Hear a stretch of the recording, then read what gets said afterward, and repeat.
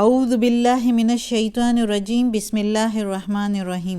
میری محترم ماؤں، پیاری بہنوں اور بیٹیوں، السلام علیکم۔ آج ہم انشاءاللہ تلاوت کریں گے اپنے اگلے سبق کی، جو کہ ہے سورہ مائدہ کی آیت نمبر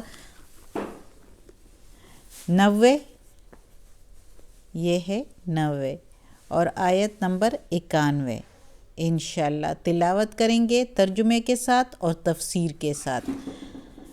شروع کرتے ہیں، لیکن شروع کرنے سے پہلے بیل کے آئیکن کو پریس کریں اور چینل کو سبسکرائب کریں تاکہ اگلی ویڈیو آپ کو آسانی سے ملتی رہیں، اور ہو سکے تو شیئر بھی کریں تاکہ زیادہ سے زیادہ لوگ دیکھیں، آپ کو بھی ثواب ملیں اور مجھے بھی۔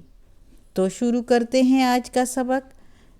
آیت نمبر 90 جو ہے وہ شروع ہوتی ہے اس پیج کے آخری لائن سے۔ تو شروع کرتے ہیں۔ اعوذ باللہ من الشیطان الرجیم بسم اللہ الرحمن الرحیم۔ یا ایہا الذین، یا ایہا الذین آمنو، اے ایمان والو، یا ایہا الذین، اے ایمان والو، انما، بے شک جو، انما الخمر، بے شک جو شراب ہے، والمیسر، اور جوا، والانصاب، اور بتوں کو پوجنا یا بت پرستی کرنا، والازلام، اور پانسے کے تیر یا فالگیری کرنا،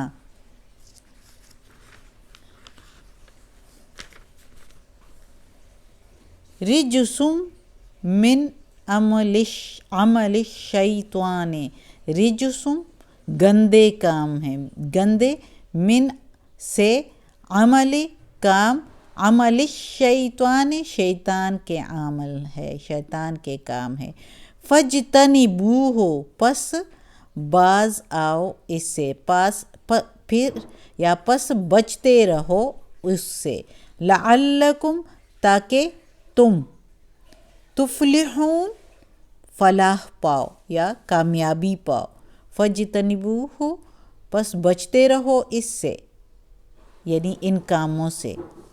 اب اس آیت میں اللہ تعالیٰ نے حرام چیزوں کے بارے میں، اور حرام چیزیں جو ہے وہ کون کون سی ہے جس کو زیادہ منع فرمایا ہے، اس کے لیے اللہ تعالیٰ نے صاف بتا دیا اس آیت میں کہ شراب نوشی جو ہے، شراب جو ہے نہیں پینا، نشے والی جو چیزیں بھی ہیں وہ اس کے زمرے میں آ جاتی ہیں۔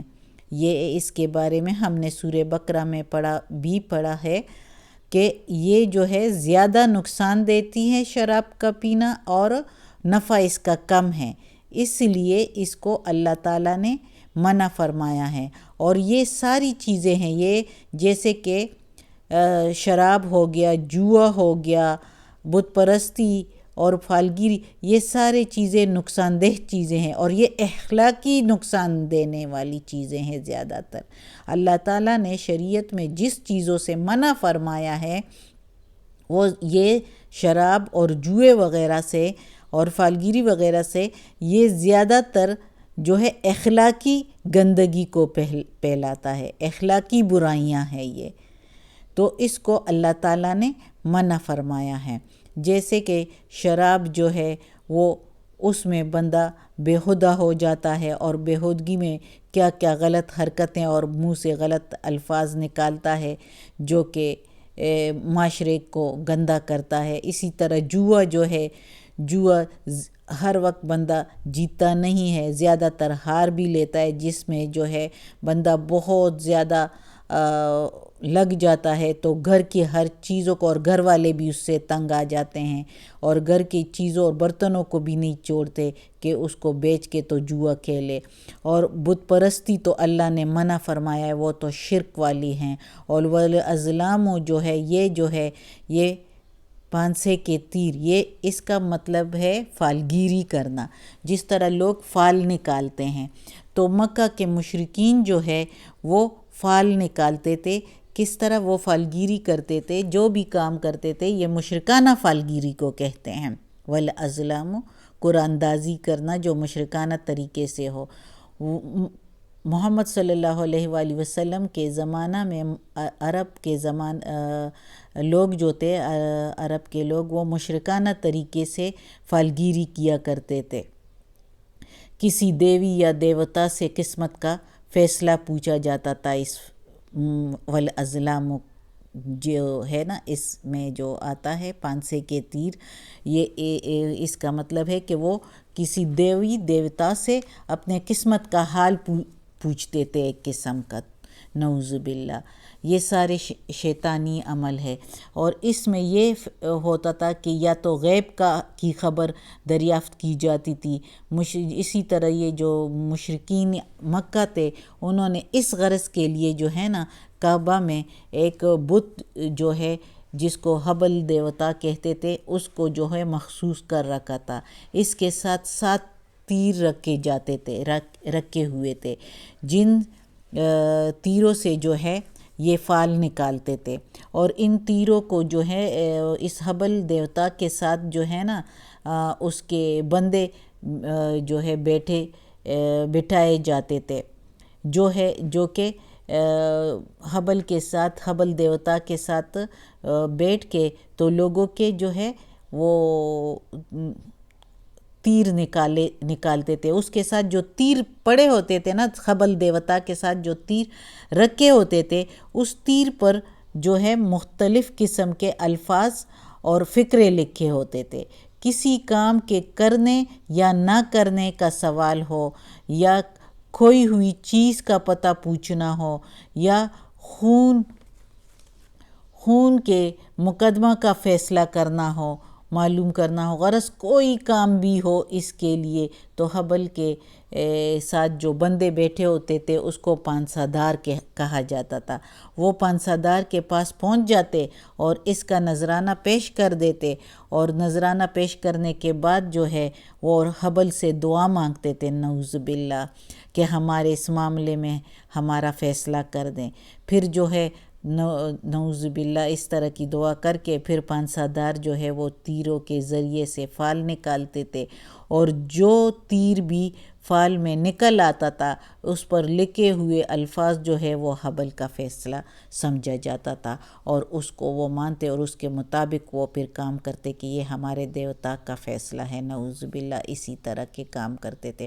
تو یہ والازلام میں یہ فالگیری اور پانسے کے تیروں کا جو ہے نا یہ عمل ہے۔ اور اسی طرح اگر دیکھو تو اب جو یہ لوگ فال وغیرہ، نجوم وغیرہ اور رمل وغیرہ، یہ جو ہاتھ دیکھتے ہیں، پومسٹ وغیرہ، یہ سارا کچھ اس میں آتا ہے۔ یہ سارے عمل شیطان کے ہیں۔ اللہ تعالیٰ کہتا ہے اس سے بچتے رہو تاکہ تم فلاح پاؤ۔